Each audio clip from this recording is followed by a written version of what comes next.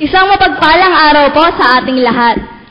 Tunay nga pong napakaganda ng umaga, lalo na't nakikita ko ang ngiti ng inyong mga labi. At lalong-lalo nang pag nakikita kong kayo ay nakatingin sa akin. Tunay nga pong mapalad tayo dahil tayo ay narito muli sa ating bahay-sambahan. Bakit nga po ba laging sinasabi ay tayo ay mapalad? Bakit nga po lagi itong sinasabi sa atin paulit-ulit tuwing may nagsasalita? Sa panahon po bang ito ay alam na natin kung bakit tayo mapalad? Ang simpleng presensya po natin sa ganitong pananambahan ay isang dahilan kung bakit tayo mapalad. Tayo po ay manalangin. Panginoon, magandang umaga po sa inyo muli. Kami po ay naririto upang matuto ng inyong mga aral. Ikaw po ang siyang maghanda ng puso at isipan ng bawat isa sa amin. Gabayan mo po kami sa aming Gawin mo po kaming karapat-dapat sa aming sasabihin at mga maririnig. Panginoon, lubos po kaming nagpapasalamat sa lahat ng biyayang pinagkaloob mo sa amin. Sa pangalan ni Jesus, Amen. Muli, isang mapagpalang araw po sa ating lahat. Good more earnings po. Nawa po ay madagdagan ng ating mga kaalaman ngayon. Ang aking pong sermon ay pinamagatan kong Serving Better Together. Ito po ay mula sa tema namin noong camp. Serving better together, lalong-lalo na nga po at botohan ng ating iglesia. At sa pagkakataong ito, ay kinukuha ko na rin po ang pagkakataong ito para anyayahan ang mga kabataan sa aming botohan mamaya, pagkatapos ng ating simba ngayon. Kayo po ba ay nakaboto na? Salamat po. Bago po tayo lahat magsimula sa aking sermon, meron po akong maikling introduction lang. Tulad nga po sa ating mga napag-aaralan, sabi nga po sa psychology, know thyself. Ito ang pinakamahalaga at dapat unang maintindihan at matutunan ng bawat isa sa atin. Tulad po ng pagsiyasat natin sa ating mga ibinoboto o ibinoto na ngayon, mahalagang kilalanin muna natin ang ating mga sarili. Huwag na po natin munang palakihin ang mundo dahil naniniwala po akong wala na itong ilalaki. Ngunit ang ating pananaw ay mas may ilalaki pa sa ating pagko-concentrate o pag-focus sa isang bagay lang o sa isang lugar. Simulan po natin ito sa ating simbahan. Sa tuwing nakikinig po ba tayo ng sermon, ano ang ating ginagawa? Itanong nga po natin sa ating katabi, kapatid, ano ba ang iyong ginagawa? Salamat. Basta lang po ba tayo nakikinig o nagbubukas ng Biblia? Ngunit, paano po ba tayo makapagbabasa ng Biblia kung walang Biblia sa ating pews? O paano tayo magbabasa ng Biblia kung wala tayong dalang sarili nating Biblia?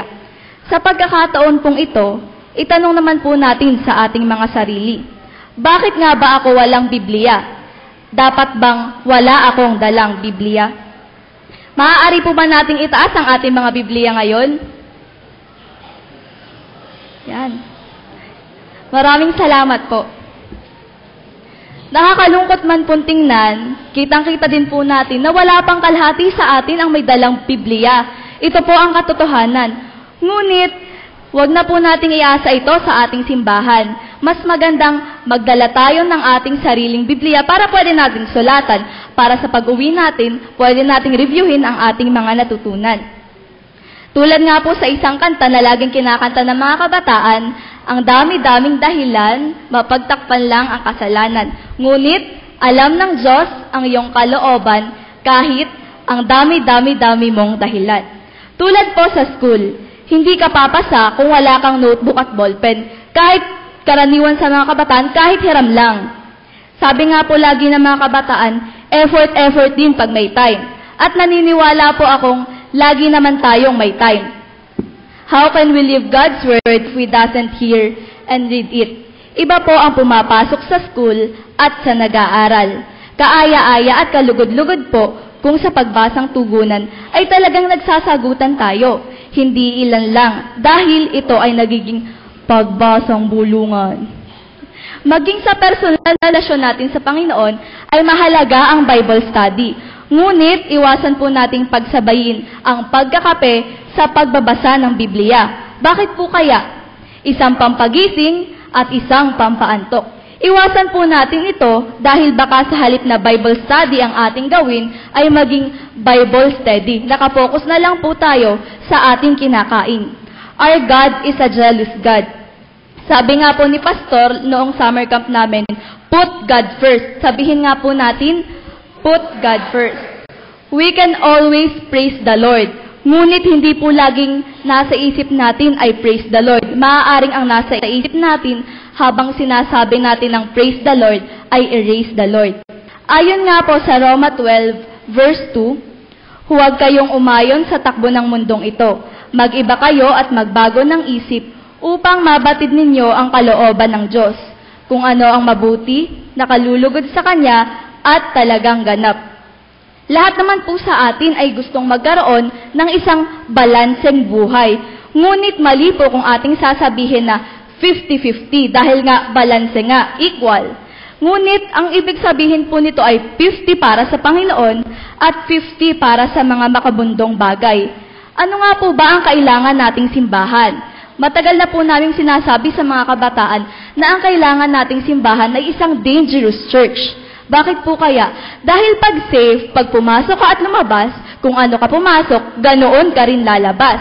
Ngunit pag dangerous ang ating simbahan, kung ano ka pumasok, iba na paglabas. At ngayon nga po ay tayo ay nagbobotohan. Ang kailangan po nating mga naglilingkod ay mga abnormal. Dahil lagi pong sinasabi, ang lungkot naman, walang buhay.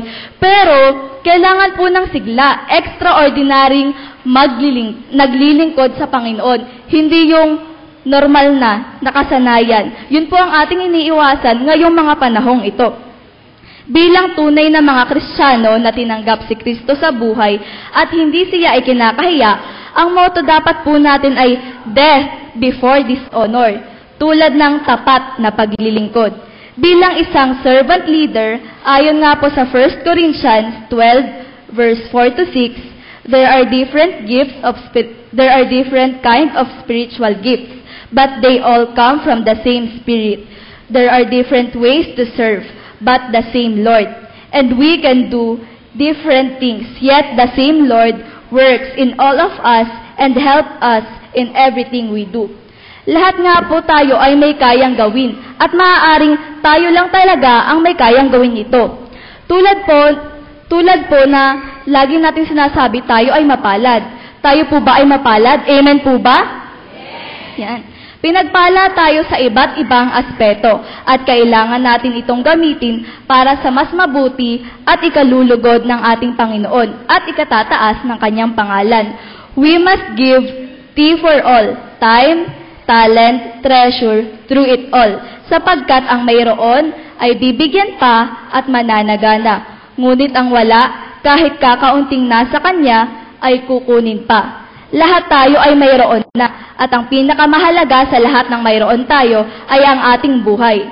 Kung kanino nagmula ang buhay, sa Kanya rin dapat ibigay ang buhay, lalong-lalo na sa paglilingkod.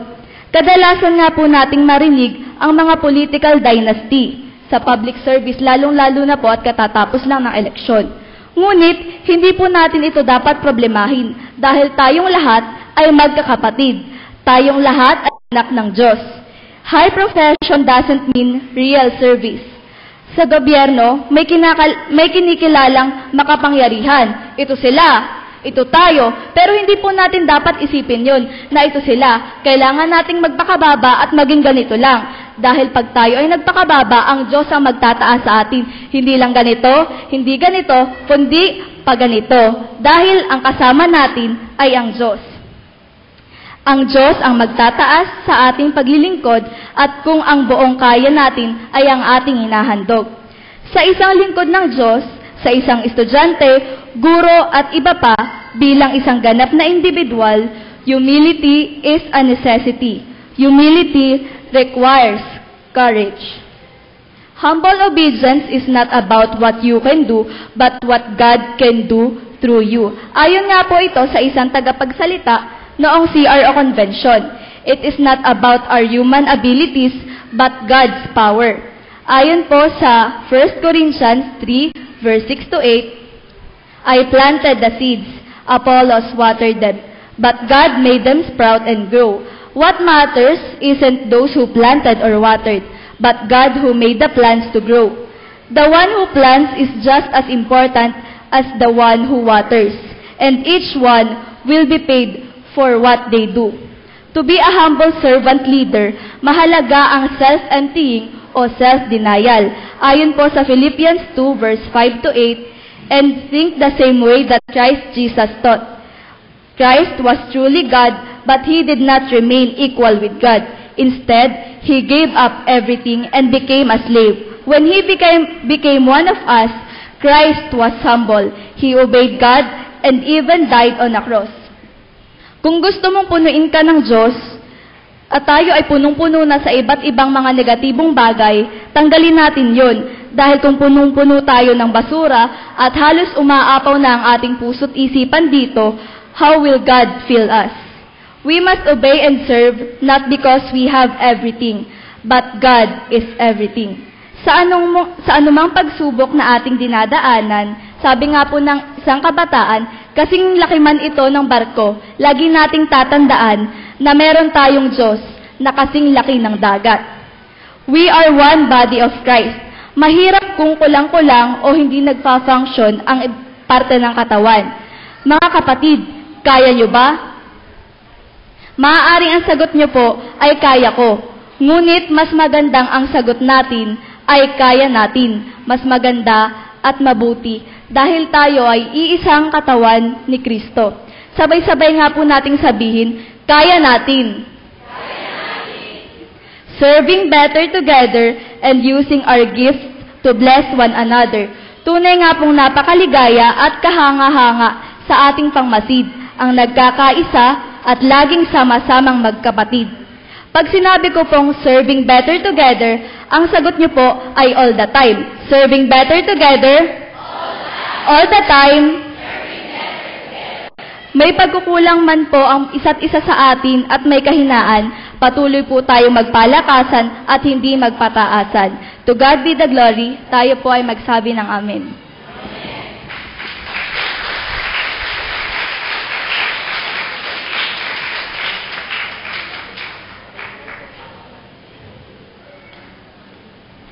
Tayo po ito mayo para po sa pagpatibay na pananampalataya.